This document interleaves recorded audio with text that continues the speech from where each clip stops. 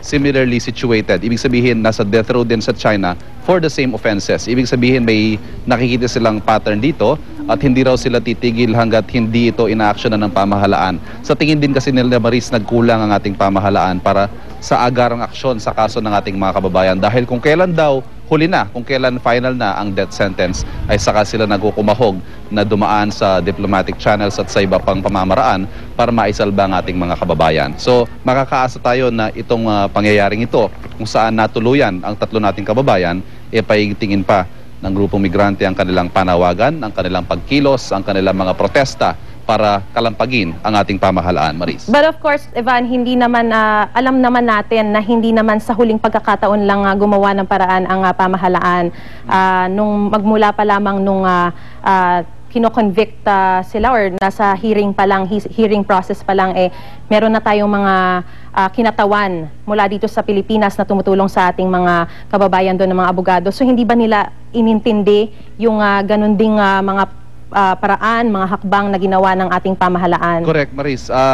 In fact, yung sinasabi natin ngayon, linawin na lamang natin para sa ating mga manonood na ito po ay mga opinyon ng grupong migrante. Isa pong militanteng grupo ang migrante na tumitingin sa nagbabantay sa kapakanan ng mga overseas Filipino workers. At yun ay ayon sa kanilang opinion, Maris, hindi natin sinasabing nagpabayaan ang pamahalaan, pero sa tingin ng migrante, nagkulang ang pamahalaan at sisiguruhin daw nila na hindi na ito mauulit at pipilitin nilang gumawa ng mga hakbang para mas pagandahin pa ng ating Department of Foreign Affairs ang pag-handle ng mga kaso ng mga Pilipino na nasasadlak sa death row sa iba't ibang panig ng mundo.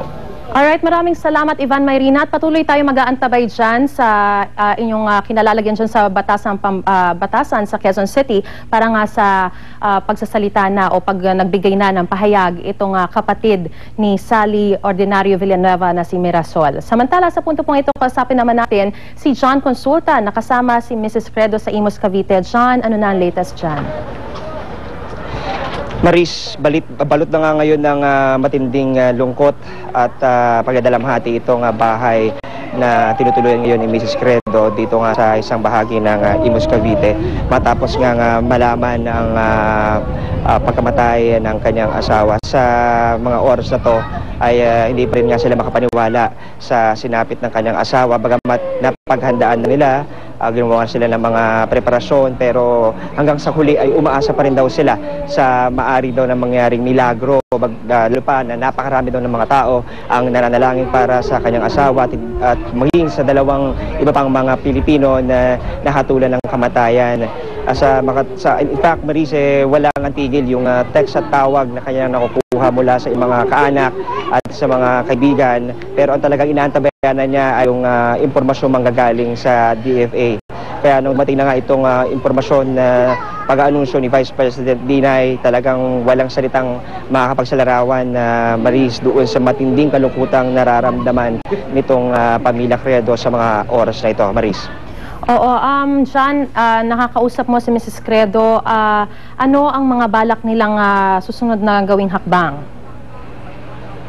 Sa ating pakikipag-usap sa kanya kanina bago magkaroon ng formal na announcement doon nga sa pagmatay nitong si Ramon Credo, ay sinabi niya na sa kanya pakikipag-usap sa DFA ay pagdating nga ng labi ni itong si Ramon Credo ay 1 o 2 araw ay mananatili ito sa kanilang tahanan para magkaroon sila ng panahon para magluksa, at ito naman ay ibibigay din sa kanyang ina na nakatira ilang layo lamang mula sa kanilang tahanan. Pero sa ngayon, Maris, bukod dito sa mga preparasyong ito, mas pinagtutuunan nila ng pansin ang pagluluksa dahil talagang matinding pagsubok daw ang kanilang kinakaharap sa mga oras na ito, Maris. Maraming salamat, John Consulta. Samantala po, para sa mga kabubukas pa lamang ng kanilang telebisyon, kinumpirma na po ni Vice President Jejomar Binay, napatay na po ang 3 nating mga kababayan na nasa death row sa China. Isa pong napakalungkot na balita para sa buong sambayan ng Pilipino ngayong araw. Sila nga po sina Sally Ordinario Villanueva, Ramon Credo at si Elizabeth Batain. Ang DFA po hindi pa nagbibigay ng formal na pahayag hanggang sa mga oras na ito. Bagamat kaninang alas 8 ng umaga ay nagkaroon nga po ng isang misa para ipanalangin ang kalagayan, ang sitwasyon ng ating tatlong kababayan na nasa death row. At ngayong alas 12 ng tanghali po ay nagkaroon o nanawagan din sila ng minute of silence para ipagdasal muli ang ating mga kababayan. Naging mailap sila sa pagbibigay muna ng pahayag dahil nga po nais daw nilang maging maingat muna, lalo pat napakasensitibo nitong balita na dumating nga po sa atin ngayong araw. Nagkaroon din po tayo ng pagkakataon na makausap ang ating mga reporters na nakatutok at nakabantay sa mga pamilya ng ating mga kababayang pinatay na sa China, at lubos-lubos po ang kanilang pagdadalamhati, walang salita para maipaliwanag, para mailarawan ang kanilang pagdadalamhati ngayong kinumpirma na nga po ang pagkamatay ng tatlo nating kababayan. Samantala, pakinggan natin ngayon ang unang kumpirmasyon ng pagkamatay ng tatlong Pinoy sa death row sa China sa panayam ng GMA News TV. Gandang hapon niya dyan. Sa atin, mga kababayan, malungkot na araw, patay na po yung tatlong kababayan natin. At pagdasalan lang po natin sila. Opo. Linawin po natin yung tatlo po, sina Villanueva, Credo at Matain. Opo. Sino po yung nag-communicate po sa inyo ng impormasyon na ito? Basta't yun lang official message. Opo. Anong oras po sila binitay, sir? Hindi ko lang, basta ito official pronouncement na ito, patay na yung tatlo. Okay?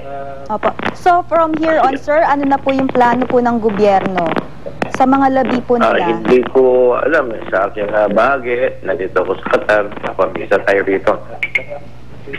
Opo. I'll make a reaction later on. Pinaabot ko lang sa inyo na patay yung pinasal. Opo, sir. Okay. Opo. Sige. Okay. So, sir, kasama pa rin po ba ng ating mga embassy officials, yung mga pamilya po? Kaya lang, pinaalis muna sila bago sila in-execute, pinaalis na yung mga tao natin kanina. Okay? Opo. Sige.